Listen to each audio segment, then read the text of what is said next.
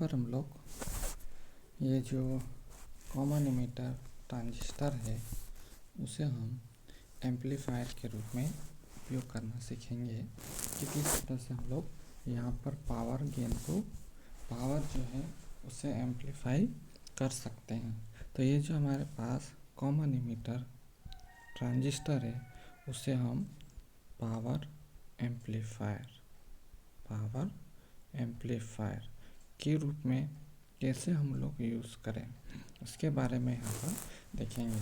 तो ये जो कॉमन इमीटर एम्पलीफायर है, क्योंकि हम इसको एक एम्पलीफायर के रूप में यूज़ करते हैं, current amplifier, power amplifier, voltage gain, सारे पैरामीटर को हम लोग यहाँ पर एम्पलीफाई कर सकते हैं। तो ये जो हमारे पास इस टॉपिक्स के अंदर हम कवर करेंगे वह कॉमन इमीटर को पावर एम्पलीफायर के रूप में कैसे यूज़ करते हैं इसके बारे में हम लोग स्टडी करेंगे। तो सबसे पहले हम लोग यहाँ पर देखें कि सिंपल इसका इंट्रोडक्शन क्या है, कि हम लोग पावर, ये जो हमारे पास एम्पलीफायर है वह किस तरह से हम लोग इसको प्राप्त करेंगे। तो जो पावर एम्पलीफायर का जो फार्मूला होता है P=VI होता है। यदि मैं यहाँ पर V का अगर मान रख देता हूँ तो I² RL, क्योंकि हमें पावर जो है लोड से मिलती है, तो मैंने जो रेजिस्टेंस है वह लोड के थ्रू हमें प्राप्त होना यहाँ पर दिखाया गया है। तो इस तरह से हमारे पास यहाँ पर पावर एम्पलीफिकेशन के लिए लोड का मान यदि अधिक से अधिक रखा जाए तो हम लोग यहाँ पर पावर गेन मैक्सिमम प्राप्त कर सकते हैं। तो यहाँ अगर हम डेफिनेशन की बात करें कि ये जो हमारे पास लोड रेजिस्टेंस में किस तरह से एनर्जी हमें प्राप्त होती है और इनपुट हम क्या दें, इनपुट के अंदर हमारे पास ये जो यूनिट टाइम के अंदर जो एनर्जी हम देते हैं, यूनिट टाइम के अंदर जो एनर्जी देते हैं वह, और इधर हमारे पास लोड पर यूनिट टाइम के अंदर जो एनर्जी हमें मिलती है, यही पैरामीटर्स हम लोग एनर्जी एम्पलीफिकेशन में यूज़ करते हैं कि यूनिट टाइम में हम कितनी एनर्जी दी और यूनिट टाइम में हमें आउटपुट के अंदर कितनी एनर्जी हमें प्राप्त होती है। तो इस तरह से हम लोग यहाँ पर देखेंगे कि यहाँ पर ये जो एनर्जी है वह किस तरह से यूनिट टाइम के अंदर जितनी एनर्जी दी है उतनी एनर्जी में कितना हमें एनर्जी प्राप्त हुई है। हमें यहाँ पर ऐसा लग रहा है कि एनर्जी कंजर्वेशन का जो रूल्स है वह फॉलो नहीं हो रहा है। एनर्जी कंजर्वेशन, ऊर्जा संरक्षण के नियम का पालन नहीं हो रहा है ऐसा लग रहा है, क्योंकि यदि यहाँ पर एनर्जी हम दे रहे हैं इतनी, तो यहाँ पर हमें एनर्जी ये ट्रांसफ़र हो रही है, तो एनर्जी मिली कहाँ से। तो एनर्जी कंजर्वेशन का नियम का क्या लग रहा है, यहाँ पर पालन नहीं हो रहा है ऐसा लग रहा है। लेकिन एक्चुअल में ये जो एनर्जी है वह हम बाइसिंग के अंदर डीसी के रूप में ये जो देते हैं, बाइसिंग के रूप में डीसी पावर जो हम लोग यहाँ पर इसके सर्किट के अंदर देते हैं, वह ये डीसी पावर हमें इस एनर्जी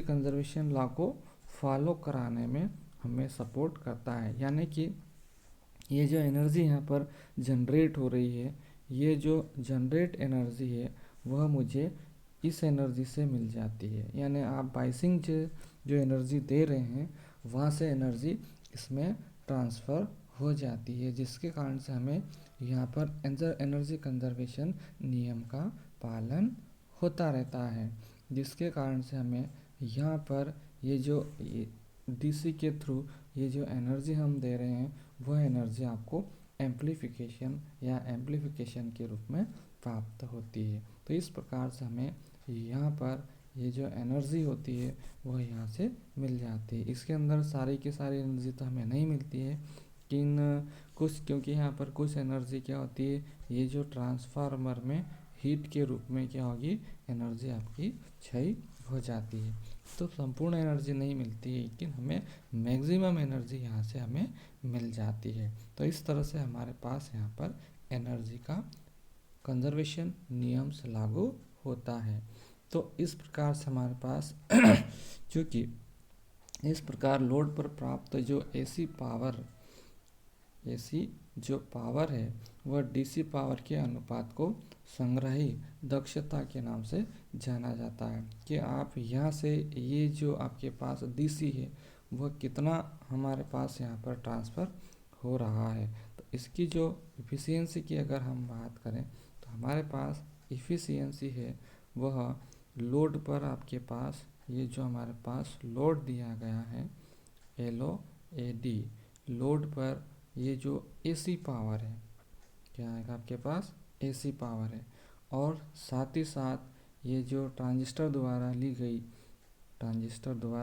ली गई यानी हमारे पास इन, और ये डीसी, क्या होगा आपके पास, ट्रांजिस्टर द्वारा ली गई डीसी पावर इन, यानी हमारे पास इनपुट के अंदर डीसी पावर आप कितनी ले रहे हो, डीसी, क्योंकि यही हमारे पास क्या है एनर्जी को यहाँ पर देने का काम करता है। तो pin P power input DC और पावर लोड के अंदर एसी जो हमें मिलता है वही हमारे पास क्या कहलाता है, पावर इफ़िशियंसी के नाम से जानते हैं। तो यहाँ पर हमारे पास संग्रह दक्षता का मान, क्योंकि हमारे पास कलेक्टर है, क्या आपके पास कलेक्टर है, तो कलेक्टर के अंदर जितने आपके पास पावर डिसिपेशंस कैपेबिलिटी होगी, यहाँ पर हमारे पास संग्रह दक्षता का मान जितना अधिक होता है उतना ही हमारे पास एम्प्लीफिकेशन बेस्ट होता है। तो यहाँ पर हमारे पास, क्योंकि ये जो ट्रांजिस्टर हमारे पास दिया गया है ये यहाँ पर कलेक्टर है, यहाँ आईसी है, ये जितना बेस्ट होगा, यहाँ पर जितना आपको बेस्ट मिलेगा एम्प्लीफिकेशन उतना ही अच्छा होता है। तो यहाँ पर हीट के रूप में ऊर्जा जो है हमारे पास एनर्जी जितनी कम लॉस होगी, हीट के रूप में जितनी एनर्जी आपकी लॉस जो है वह अगर लेस होती है तो उसका एम्प्लीफिकेशन उतना ही अच्छा माना जाता है। तो इस तरह से हम लोग यहाँ पर इन पैरामीटर्स की हम लोग स्टडी करते हैं। साथ ही साथ यहाँ पर एक चीज़ भी हमें देखने में मिलती है, क्योंकि यहाँ पर हम लोग एम्प्लीफाई कर रहे हैं, किसी चीज़ का एम्प्लीफाई कर रहे हैं, बढ़ा रहे हैं, उसको साइज़ बढ़ा रहे हैं, आप आकृति बढ़ा रहे हैं, शक्ति बढ़ा रहे हैं। तो होता क्या है एक्चुअल में कि यदि किसी चीज़ को हम लोग क्या करते हैं, यदि उसका आकार आप बढ़ाते हो या घटाते हो तो उसमें डिस्टॉर्शन आ जाता है। किसी भी चीज़ को आप अति अगर आप मैग्नीफाई कर दें या फिर किसी भी चीज़ को आप हल्का फुल्का भी अगर छोटा मोटा भी अगर हम एम्प्लीफाई करते हैं, बड़ा करते हैं साइज़ में, तो उसकी आकृति में डिस्टॉर्शंस जनरेट 100% होता ही होता है। अतः यहाँ पर निर्गत सिग्नल में विकृति जितनी कम होगी पावर एम्प्लीफिकेशन उतना ही अच्छा होता है। तो हम यहाँ पर ये कोशिश करते हैं कि इसमें डिस्टॉर्शन कम से कम हो, यानी एम्प्लीफिकेशन हम इस तरह से करते हैं कि उसमें डिस्टॉर्शन का मान कम से कम हमारे पास होना चाहिए, तो वह बेस्ट एम्प्लीफिकेशन की कैटेगरी में आएगा। नहीं तो हमारे पास ये डिस्टॉर्शन अगर ज़्यादा अगर होता है तो वह एम्प्लीफिकेशन इतना अच्छा नहीं होगा। अब हम यहाँ पर देखें कि ये जो आपके पास एम्प्लीफिकेशन के लिए सर्किट हम लोग यूज़ करते हैं वह कैसा यूज़ करते हैं। तो सर्किट की अगर हम बात करें तो यहाँ पर चूँकि मेरे पास यहाँ पर एक तो बाइसिंग वगैरह सारी चीज़ें मुझे चाहिए, तो सबसे पहले हम लोग यहाँ पर एक इनपुट ट्रांसफार्मर्स हम लोग देते हैं, ये स्टेप अप ट्रांसफार्मर हम लोग यूज़ करते हैं। यहाँ पर ये जो इनपुट, ये जो हमने सिग्नल दिया है वह यहाँ पर देंगे और यहाँ से हमारे पास सीधा एक कैपेसिटर होगा जो कि क्या करेगा, आपके पास एसी को जाने देगा और डीसी को ये यहाँ पर ड्रॉप कर लेता है। तो ड्रॉप करने के बाद हमारे पास इसको हमने ट्रांजिस्टर के बेस वाले टर्मिनल में मैंने दे दिया, और साथ ही साथ ये जो रेजिस्टेंस है वह एज ए बाइसिंग रेजिस्टेंस के रूप में मैंने यूज़ कर लिया। R1 है और ये हमारे पास R2 है, ये हमारे पास C1 कैपेसिटर है। तो इस तरह से R1 और R2 की सहायता से मैंने इनको बाइसिंग देने का काम किया। तो ये जो मेरे पास बाइसिंग है वह मैंने इस तरह से इनको दे दिया। तो ये जो मेरे पास बाइसिंग है वह इस तरह से दिया मैंने। इसको मैं सीधा यहाँ पर फिर ये जो ट्रांसफार्म स्टेप डाउन ट्रांसफार्मर कौन सा होगा, यहाँ पर स्टेप डाउन, और यहाँ से मैंने लोड ले लिया और इसको इधर से जोड़ दिया। ये आपके पास ट्रांसफार्मर है और इसको थोड़ा सा ऊपर कर लीजिए, ये यहाँ से जोड़ दिया और यहाँ से मैंने ये ECC दे दिया, ये प्लस क्या दे दिया, ECC दे दिया। ये हमारे पास क्या काम करेगा, बाइसिंग का काम करता है। ये आपके पास IB होगी धारा और ये आपके पास IC करंट होगा। यहाँ पर IC मुझे मिलेगा, IC जो है वह इस तरफ यानी इस तरफ बहेगा। इसी तरह से मुझे यहाँ पर RL ये बाइसिंग का काम होगा। यहाँ से मेरे पास ये जो नीचे में जोड़ूंगा इसके अंदर RE तो यहाँ से नीचे जो करंट फ्लो होगा IE बहेगा और इसी तरह से मैंने यहाँ पर एक बाईपास कैपेसिटर जोड़ दिया। बाईपास कैपेसिटर को हम लोग कैसे यूज़ करते हैं, कहाँ यूज़ करते हैं, लास्ट टाइम हमने बाइसिंग के रूप में इस सर्किट को बनाया था। तो इस तरह से मेरे पास ये जो है वह कॉमन इमीटर, ये जो हमारे पास कॉमन इमीटर के अंदर पावर एम्प्लीफिकेशन के लिए जो सर्किट हम लोग यूज़ करते हैं वह इस तरह से हम लोग बनाते हैं। तो यहाँ पर ये जो आपके पास CE जो हमने कैपेसिटर बनाया है वह क्या करेगा, आपके पास AC को तो जाने देता है लेकिन DC को ये ब्लॉक कर लेता है। तो हमारे पास आउटपुट के अंदर ये AC को सप्लाई या को आउटपुट में देने का काम करता है। ये आपके पास एमीटर टर्मिनल है, ये बेस टर्मिनल और ये ऊपर कलेक्टर टर्मिनल है। तो इस तरह से हम लोग यहाँ पर सर्किट बनाते हैं। और यहाँ पर ये जो ट्रांसफार्मर्स हैं वह डिफरेंट टाइप से बाइसिंग का काम और एम्प्लीफिकेशन के लिए जो पावर है वह हमें यहाँ पर सप्लाई देने का काम करते हैं। तो इस तरह से हम लोग यहाँ पर इसे सर्किट के रूप में इस टाइप से बनाया जाता है। अब यहाँ जो एम्प्लीफिकेशन की बात हो रही है कि हमारे पास ये जो डिटेल्स हम लोग यहाँ पर पहले ही पढ़ चुके हैं कि किस तरह से ये काम करता है। तो ये जो सर्किट है इसके अंदर हम लोग एक तो क्लास A टाइप के एम्प्लीफिकेशन की हम लोग बात करेंगे। ये जो एम्प्लीफिकेशन के जो क्लास A और क्लास B है वह जनरली हमारे पास बहुत सारे इसके टाइप्स होते हैं, class A, class B, class C, class AB and so on. तो यहाँ पर हम लोग सिर्फ डिस्कशन करेंगे क्लास A और क्लास B पावर एम्प्लीफिकेशन की हम लोग बात करेंगे। यहाँ class A amplifier that means आपने जो इनपुट में इस टाइप से दिया तो आपको आउटपुट भी पूरी साइकिल के अंदर एम्प्लीफिकेशन मिलेगा। अगर हम क्लास B की अगर हम बात करें तो यहाँ पर अगर हम पूरी अगर साइकिल देते हैं तो देंगे हम लोग तो ये सिर्फ आधी साइकिल में एम्प्लीफिकेशन मिलता है मुझे। कितनी, आधी साइकिल में। अगर पूरी आपने पूरी साइकिल यहाँ पर दी तो सिर्फ ये आधी साइकिल में से आधी साइकिल का ही एम्प्लीफिकेशन होगा और ये आधी साइकिल का यहाँ पर एम्प्लीफिकेशन नहीं होता है। तो इस टाइप के पैरामीटर को हम लोग क्लास B एम्पलीफायर के नाम से जाना जाता है। तो क्लास A और क्लास B एम्पलीफिकेशंस कैसे होते हैं इसको हम लोग एक डायग्राम के थ्रू देखें कि यहाँ पर हमारे पास चूँकि ये जो आपका ये सर्किट दिया है ये इस तरह से हम लोग बनाते हैं। और इस सर्किट के अंदर हमने ये जो इनपुट है और आउटपुट वोल्टेज कैसे बनेगा इसके बारे में यहाँ पर देखें।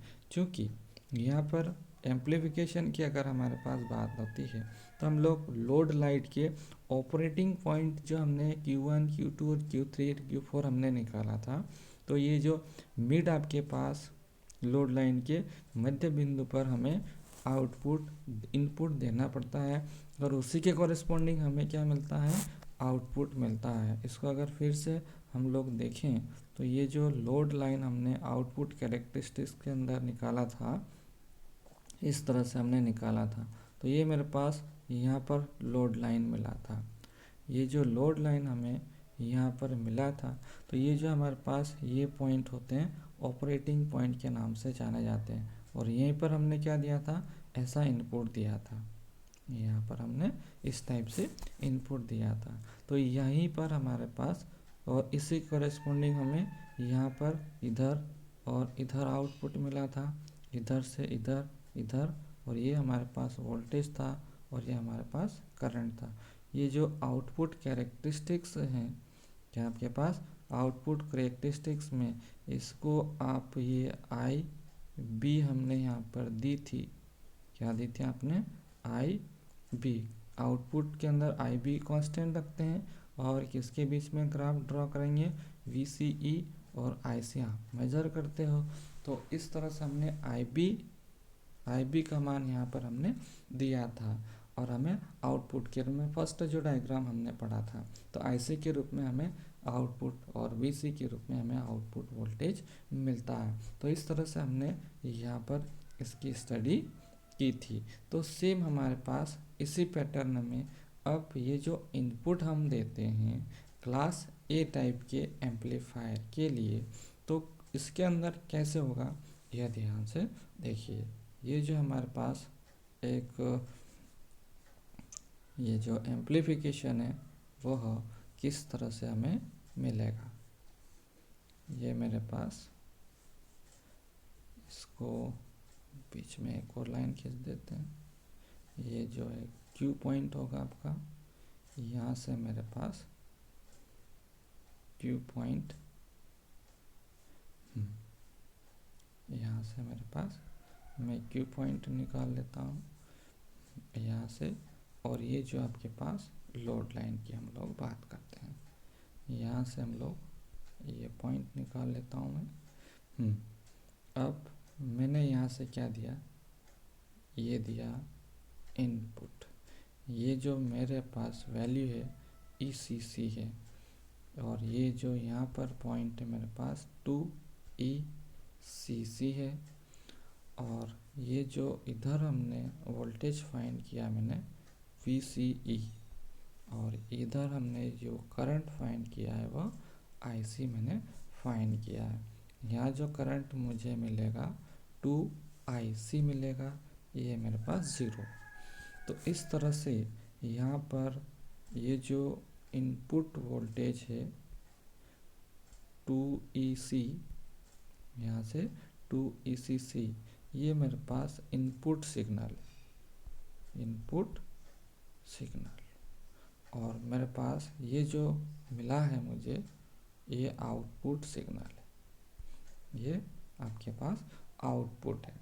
अब यहाँ पर ध्यान से देखिए, ये जो मेरे पास इनपुट और आउटपुट मिला और साथ ही साथ ये जो हमारे पास यहाँ जो ये मिलता है ये आपके पास क्यू पॉइंट है, ये आपके पास क्यू पॉइंट है। क्यू पॉइंट आपके पास लोड लाइन पर ही मिलता है, लोड लाइन के सेंटर में लगभग हम लोग यहाँ पर इसको लेते हैं।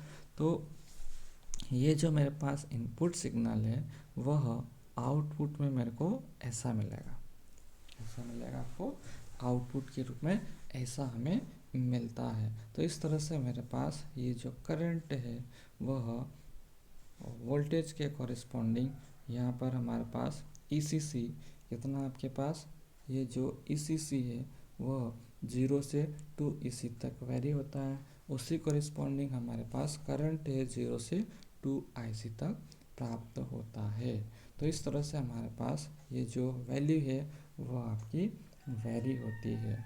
तो ये जो आपके पास हमने इसका जो मैक्सिमम वैल्यू है 2 ECC और इसी के कॉरेस्पॉन्डिंग हमें ये जो करंट मिलता है 2IC मिलता है। तो ये जो लोड अगर मान लीजिए हमारे पास यहाँ पर लोड जो आपको दिया गया है, क्या दिया हमारे पास, लोड जो हमने दे रखा है,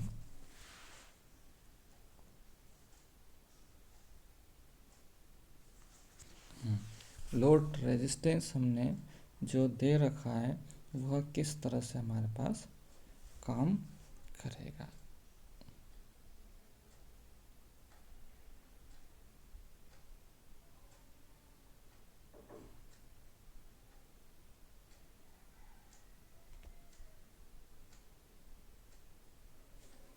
यदि हम यहाँ पर यह मान लेते हैं कि अगर हमारे पास ये जो लोड रेजिस्टेंस दिया गया है, अगर हम लोड रेजिस्टेंस RL अगर मान लेते हैं, RL हमारे पास लोड रेजिस्टेंस है, और ये जो हमने ट्रांसफार्मर हमारे पास लगाए गए हैं वह किस तरह से RL को इफ़ेक्ट करते हैं इसके बारे में देखें। अगर यहाँ पर N² RL होगा, ये जो रेजिस्टेंस हमने जनरेट किया है RL डैश वह N² RL है, यानी N जो है वो हमारे पास NP by NS, primary coil के अंदर नंबर ऑफ राउंड्स और सेकेंडरी कॉइल के अंदर नंबर ऑफ राउंड्स को हम लोग N के नाम से जाना जाता है। तो प्राइमरी कॉइल के अंदर राउंड्स और बटे सेकेंडरी कॉइल के अंदर नंबर ऑफ राउंड्स के अनुसार हमारे पास ये जो एम्प्लीफिकेशन है वह लोड हमारे पास डिसाइड होता है। तो इस कंडीशन में मेरे पास ये जो वैल्यू होगी वह किस तरह से वेरी होगी यह ध्यान से देखें। 2 ECC by RL dash, RL dash हम लोग यहाँ पर लेंगे, ये 2 से 2 कैंसिल होगा और IC बराबर ECC बाई RL डैश, या फिर यहाँ से मेरे पास ECC equals to IC RL dash. तो इस तरह से मेरे पास ये जो ECC से जो सप्लाई मिलेगा वह इतना मुझे मिल जाएगा। कहाँ से मिलेगा ये? ECC से हमारे पास ये इतना हमारे पास मिल जाता है। अब ये जो हमारे पास ऑपरेटिंग पॉइंट पर हमारे पास ये जो ऑपरेटिंग पॉइंट, क्योंकि सारी चीज़ें हमारे पास ऑपरेटिंग पॉइंट पर ही डिपेंड करती हैं। तो ये जो ऑपरेटिंग पॉइंट पर अगर हम बात करें कि ऑपरेटिंग पॉइंट पर हमारे पास ये क्या चीज़ हो रहा है, तो ऑपरेटिंग पॉइंट पर डीसी जो हमारे पास वोल्टेज है उसको हम लोग क्या करें ECC, और तथा इसी के कॉरिस्पॉन्डिंग हमारे पास ये जो करंट है वह कितना मिलेगा अपने पास, IC मिलता है। तो इस कंडीशन में मेरे पास ये जो इन DC है, P इनपुट DC है, वह कितना मिलेगा मुझे ECC इंटू IC मिलेगा। तो इस प्रकार से हमारे पास यहाँ पर P इन मिलता है। इसी प्रकार से अगर हम आउटपुट की अगर बात करें तो ये जो AC सिग्नल किसका मिलेगा हमारे पास, AC सिग्नल का ये जो पिक वैल्यू होगी आपके पास, पिक वोल्टेज होगा वह ECC होगा, और इसके कॉरेस्पॉन्डिंग हमारे पास क्या आएगा, करंट होगा वह IC मिलेगा। तो इसके कॉरेस्पॉन्डिंग मेरे पास ये जो AC का RMS वैल्यू है, रूट मीन स्क्वायर वैल्यू है, वह हमने फाइंड किया था। तो ECC बाई क्या था हमारे पास, √2 था। इसको हमने कैलकुलेट करके पहले देखा था। इसी प्रकार से यहाँ पर ये तो इसका मान हो गया, वोल्टेज का मान हो गया। इसी तरह से हम अगर RMS करंट अगर हम निकालें, धारा का मान अगर निकालें, IC अगर निकालें, तो मेरे पास ये जो करंट होता है क्या होगा आपके पास, करंट होता है वह कितना मिलेगा मेरे पास, IC/√2 मिलता है। तो इस तरह से मेरे पास यह वैल्यू हमें यहाँ फाइंड होती है। तो फाइनली मेरे पास ये जो P out AC equals to क्या होगा, P equals to VI, V मुझे मिला, V जो मुझे मिला ECC/√2 मिला। करंट जो मुझे मिला है वो IC/√2 मिला है। तो इस तरह से ये जो वैल्यू आपकी होगी हाफ ECC इंटू IC मुझे प्राप्त हो जाता है। तो मुझे यहाँ पर P आउटपुट AC मिल गया और ऊपर मैंने P इन DC निकाल लिया मैंने। तो इस तरह से मैंने यहाँ पर ये वैल्यू निकाल ली। अब मुझे यहाँ पर इसकी दक्षता की हम लोग बात करते हैं, इफ़िशियंसी की हम लोग बात करते हैं। तो इफ़िशियंसी दैट मीन्स क्या होता है, ये जो फार्मूला मैंने निकाला था पहले लिख चुका हूँ मैं इसको।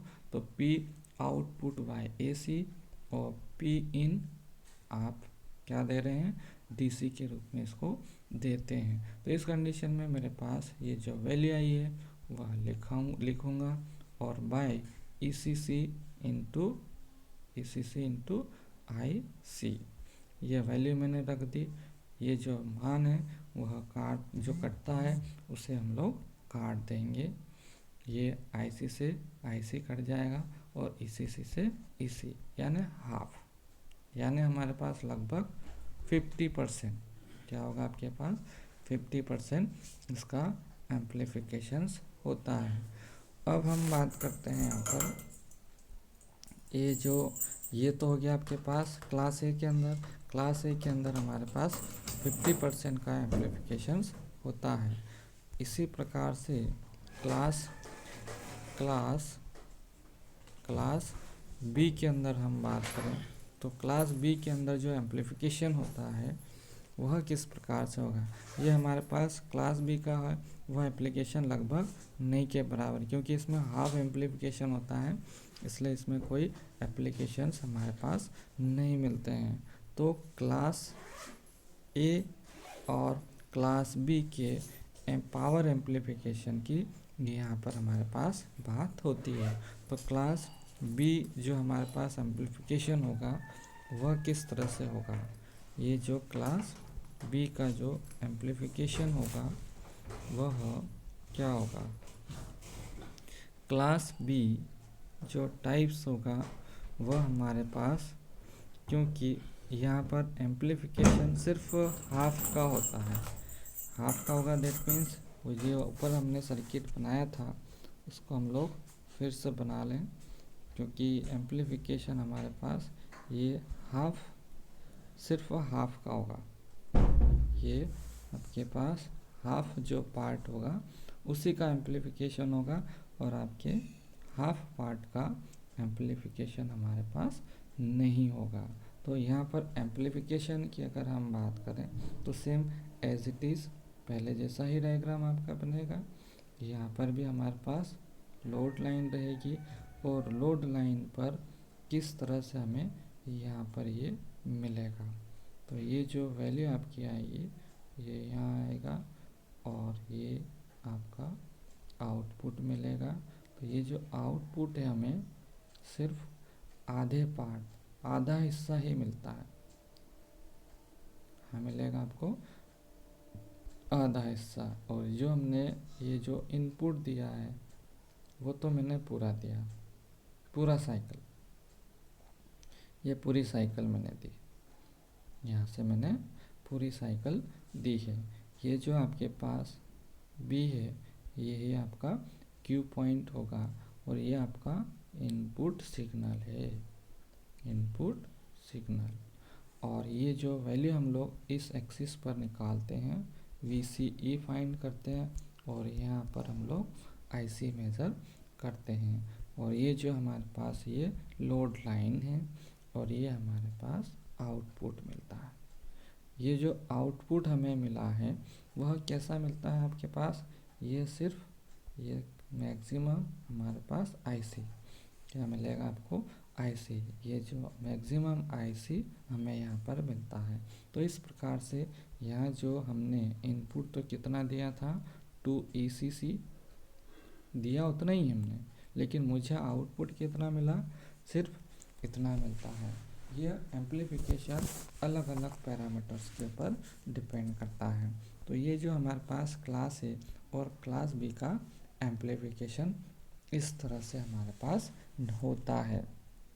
तो एक्चुअल में यहाँ पर सिर्फ आपके पास ये जो इनपुट सिग्नल के केवल हाफ साइकिल में धारा हमें रिजल्ट मिलता है, और नेगेटिव वाले पार्ट में हमारे पास यहाँ पर कोई करंट नहीं मिलता है। तो इस कंडीशन में हमारे पास ये जो डीसी सोर्स ईसी से ट्रांसफ़र परिपथ द्वारा ली गई कुल अगर हम पावर की बात करें, यानी हमारे पास ये जो पी इनपुट है वह डीसी, सेम कैलकुलेशन पहले वाले जैसा हम लोग करेंगे, ईसीसी इंटू आई सी, और ये क्या आएगा आपके पास डीसी वैल्यू होगी।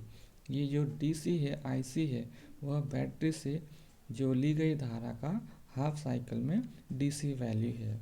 यदि हमारे पास इसका अगर हम एवरेज अगर निकालना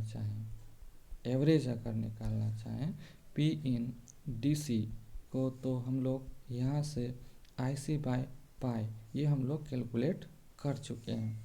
तो इस प्रकार से हमारे पास ये जो पी इन और डीसी जो मैं दूंगा वह क्या मिलेगा आपके पास ईसीसी बाय आईसी और बाय पाई हमें प्राप्त हो जाता है।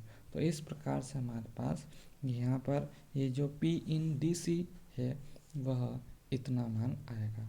इसी प्रकार से हमारे पास यहाँ पे हाफ साइकिल के अंदर, क्योंकि मेरे पास सिर्फ ये जो आउटपुट सिग्नल जो मुझे मिल रहा है सिर्फ हाफ साइकिल के अंदर मिलता है, तो इस कंडीशन में मेरे पास आर ये जो एमएस वोल्टेज होगा, आर एमएस वोल्टेज होगा, यानी पी